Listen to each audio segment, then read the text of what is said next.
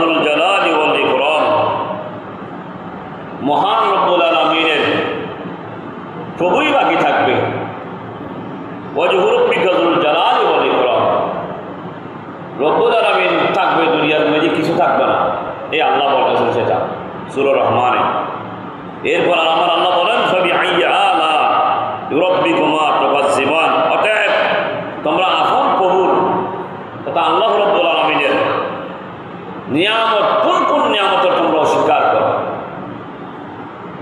আল্লাহ আমাদেরকে বলতেছেন আমার কোন কোন নিয়ামতকে তোমরা অস্বীকার করো।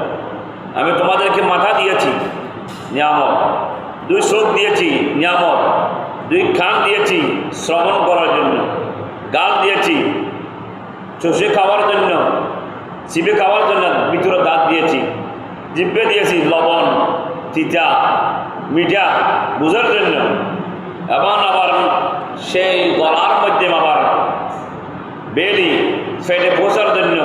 আবার আমি রব্বুল আলামিন তোমাদেরকে সেটা ব্যবস্থা করে দিয়েছি।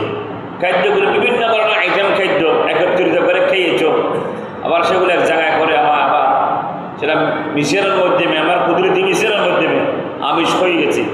আবার সেইগুলো আবার ঠিক অনুযায়ী আবার বাহির হয়ে যাবে, আবার পেট খালি হবে, বাইর হয়ে আবার আমার নিয়ামত তোমরা বক্ষণ করবে। এভাবে যতদিন বেশি থাকতো আমরা দুনিয়াতে আমরা বক্ষণ করবো নিয়ামতের। তো আল্লাহ বলেছেন আমি পাও দিয়েছি, অঙ্গ প্রত্যঙ্গ দিয়েছি, আমার ওই নিয়ামতের কোন কোন নিয়ামতের তোমরা অস্বীকার করবে।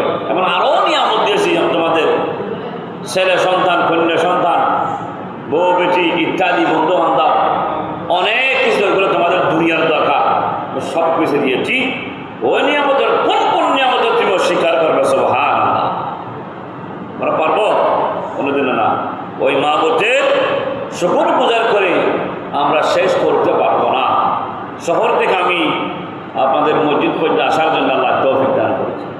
আমার স্থানে দাঁড়িয়ে মাবুদের প্রশংসা করার জন্য, আল্লাহর রসুলের গুণগান গাওয়ার জন্য আল্লাহ তৌফিক দান করেছেন। সেই মহান রব্বুল আলামিনের দরবারে কোটি কোটি লাখ লাখ শুকর গুজার করতেছি। আমিন। সালাতুন ইয়া